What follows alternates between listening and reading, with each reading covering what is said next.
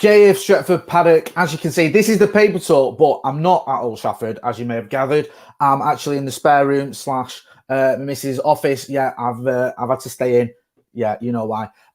So not been able to get down to Old Trafford, but we will be giving you all the latest news anyway. Most of the news this morning focuses on the fact that Luke Shaw, as you may have gathered from our thumbnail, is fighting back against Jose Mourinho. He's had enough. Jose Mourinho, who's been one of the biggest critics of anyone when it comes to how he talks about Luke Shaw. He's just proper hammered Luke Shaw, hasn't he? Ever since he was at Manchester United, Jose, that is, of course. And since he's left, he's been at it again. He recently, when speaking about England versus the Czech Republic, called Luke Shaw's corners drastically bad, I think he called them, and said, or drastically poor, sorry, and said that he preferred Ben Chilwell. So fired a few shots there, and this isn't the first time he's done it. Anyway, Luke Shaw has had enough, and he's decided to fight back. Luke Shaw's been speaking about it. He spoke to, I think it was the Telegraph, who've had it, and he said, Mourinho, continually talks about me, which I find quite strange. Even some of the lads have said, what's his problem? Why does he keep talking? He just needs to move on. He goes on to say, there's no hiding that we, meaning him and Mourinho, didn't get on. I think he was a brilliant manager, but, you know, the past is the past. It is time to move on. I'm trying to move on, but obviously he can't. It's like he's talking about an ex-missus or an ex-boyfriend, isn't it? Do you know what I mean? Just get over me. Do you know what I mean? Stop me living rent-free in your head. Luke Shaw also goes on to say, it's different with different players. Mourinho likes some, he doesn't like others. I think I fell into the category where he didn't like me. I tried as hard as I could to get back on his side, but it never worked out no matter what I did. This is obviously live, this video, so do get involved in the comments. Let us know what you think about Luke Shaw, about Jose Mourinho, about what's gone on.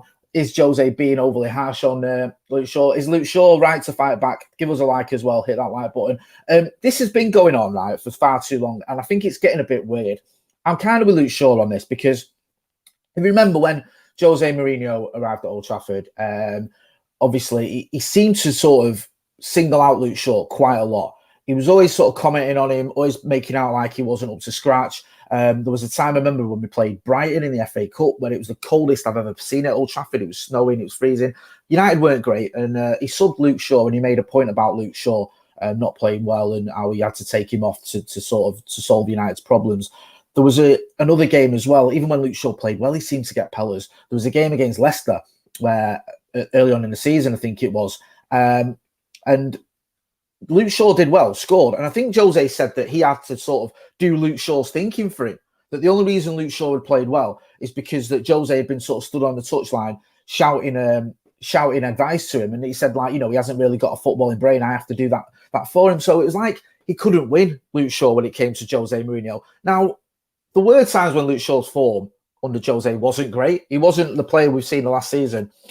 He was a bit up and down, and there's times when you look at him and go, okay, can he give you a little bit more? And Jose isn't the type of person that will, you know, suffer fools gladly when he thinks they're not giving their all. But it did seem to be proper OTT. And there were reports coming out of the press that Luke Shaw, someone's just said it in the comments there, about being bullied, that Luke Shaw was being a bit bullied, and the other players felt like Jose was going over the top with it all, and he kept singling him out. And there was sort of reports in training that the way he spoke to him, a few of the other players, a few of the senior players in particular, didn't like it, and that, you know, they felt it was a little bit out of order. Now, I don't know what this stems from. You may look at it and you may go, Luke Shaw often gets criticised for his physique, the way he sort of, just his build. People sort of assume that he's letting himself go or whatever, and that he's lazy, but I don't really think that's true. I think where I sit, or where I used to sit in J-Stand, I've moved to Stretford, and Luke Shaw was sort of, you know, it was in the position where I'd see a lot of him when we were attacking, and he can shift no matter what his weight is. He can move. He's not slow, and I won't class him as lazy in particular.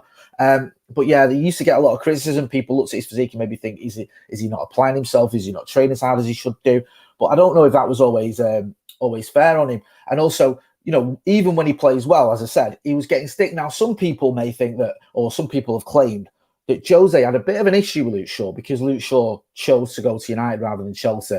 Remember in 2014, it was like, I think it was yesterday, it was the 7-year anniversary, wasn't it, of when Luke Shaw joined us. He was linked with Chelsea, and there was a you know, a heavy sort of link there, and rumours that he was going to go to Chelsea, and Jose Mourinho obviously was at Chelsea, and he didn't. He went to United, and there was some sort of people saying that, or people were claiming that maybe Jose, who can be a bit bitter and have a little bit of pettiness in him, maybe held that against him. I'm not so sure about that. I think that with Jose, there's a sort of a culmination of things. He doesn't like players who are injured.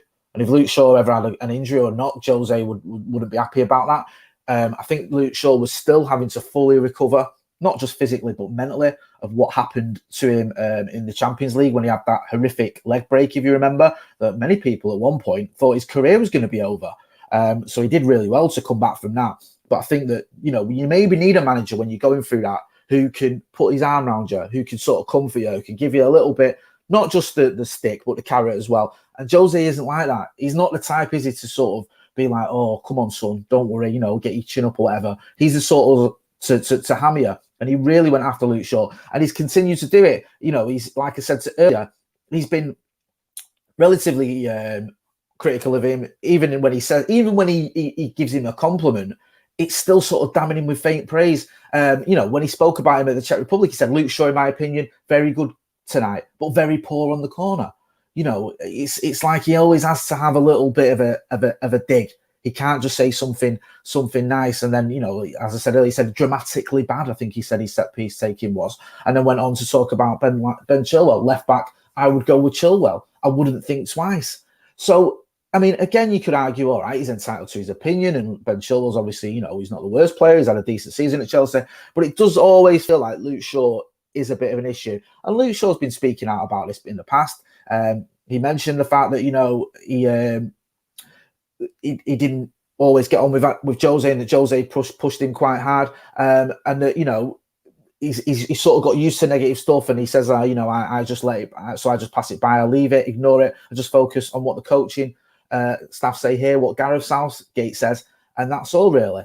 So I think he's sort of got the right attitude, Luke Shaw, into sort of ignore what Jose is saying, or not ignore it, but like try and move on from it, and also to stick up for himself. I think you've every right to do that, because it has been going on for quite a while, hasn't it? And when he was at Manchester United, Jose Mourinho, it was going on. And Luke Shaw didn't really kick up a fuss. He didn't say anything bad. He didn't sort of cause any dramas. He just sort of took it on the chin. And now it's carrying on. He seems to have had enough. Abhinav Verma in the chat says, Jay, what are you saying? When has Jose Mourinho ever been bitter? It's always the player's fault. Yeah, I think that might be a little bit tongue-in-cheek. Yeah, it does always seem to be the player's fault. Jose's one of them, isn't he? He's like, he can be quite gregarious and easy to get along with, Jose Mourinho. When I used to do the press conferences at United when he was starting, and me and him had a laugh once. He took the mick out of me from being bald. He was like, he had a great sort of attitude, and he was nice to be around. And I remember he could be quite protective of his players and say the right thing about his players. And I remember him talking about Paul Pogba, for example. This is before them two fell out, and he was sticking up for Pogba and praising Pogba's mum and the way she raised them and had to feed all these young lads growing up on a shoestring and all this sort of stuff. And she did a great job. And it looked like Jose was getting it. He had the press on side, the players were on side. We won a couple of trophies. And then in that second season, it all went wrong. And Luke Shaw was often the sort of brunt of his anger. Quite a few comments asking about Jose. Doomig Uch. Oh, I get it. Doomig Uch. Yeah, very good. Says, Jay, do you think Jose's finished at the top level of management? I don't know. He's got a roll around it. It's been a sort of gradual step down on it. He went to Manchester United, then he goes to Spurs, then Roma. It feels like he's in decline. I wouldn't count him out though. I think he may still have something in him. He's obviously one of the most successful managers in the past 20 years, just not one of the most successful managers in the past few years. And since those two trophies he won in 2017 with United, he's not quite looked the same. And I think he hasn't been able to move with the times. Players have such big power now. Player power is a thing. It's not like back in the old days where, managers, the word was law. You have to respect players this time. And a lot of clubs look at players and go, this player might be worth more to us than the manager in terms of marketing and stuff like that as well. That comes into consideration. And we saw how Jose fell out with the likes of Paul Pogba. He fell out with Anthony Martial. He fell out with pretty much everyone towards the end. He was doing silly things as well with the team. He was sort of playing three at the back because he didn't get the defender he wanted, and playing the likes of Scott McTominay and Herrera in defence, then taking off Victor Lindelof and leaving Scott McTominay in defence. It just felt like he was trying to make a statement. But yeah, I think Jose Mourinho, he's in decline somewhat, but I wouldn't be surprised if he's still got something left in him. Someone asking, Caleb Bell says, Jade, who do you think is currently the world's greatest manager? I don't know. I'm not saying Pep Guardiola. I'll just say Sir Alex Ferguson. He might not be managing anyone, but he's still the best manager. Yeah, yeah. Get involved in the comments. Let us know what you think. A lot of people just don't seem to like Jose Mourinho. There's always been this element of United fans who are quite sort of supportive of him, and who still like what he's doing, and sort of say we shouldn't have got rid of him, and the fact that he won the 2 trophies with us and all the rest of it. But now it just seems like people just fed up of hearing him banging on about United. It was weird because he came to Old Trafford. I think it was 2 seasons ago, or not long after he left. And he got a pretty good reception. You remember the pictures of him in the commentary box with all the fans sort of cheering and chanting, and he was waving and that. But there's a few sort of arguments around me. Some people, like where I stand in the Stretford, I'm going, oh, you know what? Why are we applauding him? All this sort of stuff, and like, you know, and others were saying, no, he did a good job. But I think now he's the more he talks about United, the more bitter he seems. Sorry, the less people seem to sort of really be enamoured of Jose Mourinho. And I think he's entitled to his opinion. You know, obviously, if he's commentating on games or he's asked about games, he's got to be honest about what he thinks. But I feel he'd be better served just maybe listening to what Luke Shaw's got to say and just sort of leaving it a little bit. As always, get involved in the comments, get involved in the chat, give us a like, let us know what you think about Luke Shaw, about Jose Mourinho, about anything else. There are transfer stories, as always, this morning. One doing the rounds is Eduardo Camavinga. He's been linked with United. He's been linked with pretty much everyone, right? This is the kid in it from Rennes in France, I think he's away with the French squad, obviously. He's 18 years old. Some people are looking at him as a potential replacement for Paul Pogba. I don't know about that, to be honest with you, but he is a very impressive youngster, and he's played a lot of football. He's 18 years old, and I think he's played about 95 professional games already. I mean, he's been going for like 3 seasons. He played a lot of games this season as well, and he's obviously highly respected, highly sought after. And now he's been linked with United, but he's also been linked with others. I think Real Madrid have been linked with him, Bayern Munich have been linked with him, PSG have been linked with him. He's spoken about it, and I think he said that when he spoke about his future, this is my future. I've not thought it over yet. I've not yet thought it over with my family. Sorry, I'm first concentrating on Rennes. Real Madrid and Bayern Munich interest is something nice, I can't lie. But yeah, PSG apparently are entering the fray as well, as Manchester United keeping tabs on him. Potential transfer for us there. We seem to be going head-to-head a lot with PSG with all these rumours. You know, the Raphael Varane rumour, apparently it's between us and PSG. There was talk when it was the Sergio Ramos one was doing the rounds, us and PSG. It just seems to be like, oh yeah, you know, now it's us and Camavinga, it's United and PSG. I think with any sort of highly sought after player, PSG are linked with him because they've got almost unlimited funds. They haven't had a great season. They didn't win the French league, and they flopped in the Champions League. So they are going to be in the market for top draw players, especially French ones. So you are going to get that link. We'll have to wait and see with this one. We'll keep tabs on it. Would obviously be a great signing. It kind of fits in with the ethos of what's going on. With you know, buying young players. We bought Amad Diallo obviously for a pretty big fee. I think it's about 18 million, maybe rising up to 37 with add-ons. But there's a lot of different sort of stipulations for it to reach that. I think, you know, Ballon d'Or wins and all that sort of stuff. Facundo Palestri is obviously signing. Then you look at players like that. We've got like Charlie McNeil. We've got him when he's 16 years old. We're looking at youngsters, aren't we? So maybe this is a part of that. When it comes to Camavinga, I just feel that for me, the focus this summer has to be on players that can come into the first team. You know, Jadon Sancho, who I'll get to in a minute, because obviously we've got to have our usual Jadon Sancho fix. He's obviously someone who's going to come into the first team. You know, he's not going to be sat on the bench. He's not going to be one for the future. This is a guy that's a kid, even though he's a lot of money, but he's still young, who's going to come straight into the team. And I think that's what we need. I think we need players like that. Manchester City have been linked with everyone, haven't they? They've been linked with Jack Grealish. They've been linked with Harry Kane. They've already got a very strong squad. So we're not going to catch them just by buying youngsters. I get we have to look for the future, but I'd like to see us bring in one or two, well, at least 3 players that can go straight into the first team. I'll get into some of the comments, then I'll move on to other stories. Nick Morris says, PSG don't want Camavinga until next summer, as they want him on a free when his contract is up. That's interesting there. So maybe they're playing the long game and they're waiting for him. They might end up doing that. You never know. I mean, they did it with us and under Herrera, didn't they? They waited that one out and got him.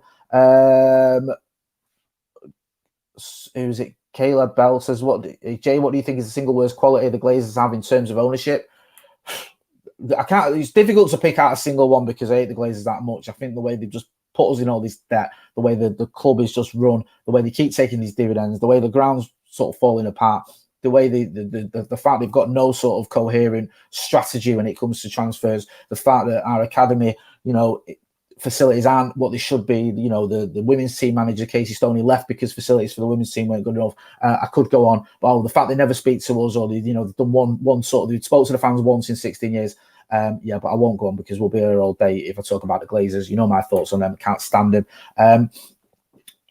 Let's move on, shall we? Should we have a little bit of Jadon Sancho? To be honest with you, there's not much to say on this, and I don't want to just keep talking about it for the sake of talking about it. You've had it over the weekend. I think Mac had it he did his Gazette, and the papers have obviously been all over it. And there was some movement over the weekend, and it looked like we were getting near to a here we go. I think Fabrizio Romano said we're close to a here we go in terms of this deal being done, but we're not quite there yet. So there's no point in sort of me just coming on and us keep going on and on and on about Jadon Sancho. I will just say briefly, United obviously come in with a bid. I think 2 bids now. We're not quite matching what Dortmund want. Dortmund wanted around, I think, going up to 90 million quid, roughly around that figure. United are closer to 80 million. There is add-ons, there is ways of getting that deal. There's also some sort of disparity between what Dortmund want in terms of when the money's paid and how Manchester United want to structure it. So in terms of payment fee and the structure, we're not quite there. But we're a lot closer than we were last summer, where we didn't even put an official bid in last summer. And Dortmund put us off with their 130 million euros price tag. Manchester United were never going to pay that. It seems a lot quicker now. Closer now.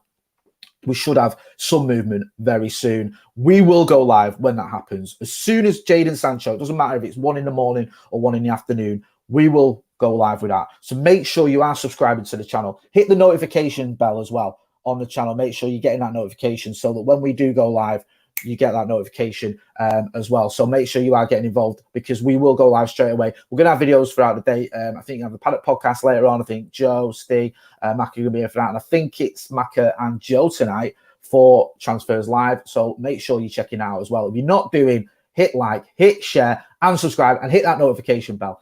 I've been Jay Motti. This has been Stretford Paddock Paper Talk. For anyone who cares, the weather, looking out the window, it's looking all right. Quite sunny. So, maybe I might go in the garden a bit. Thanks for watching.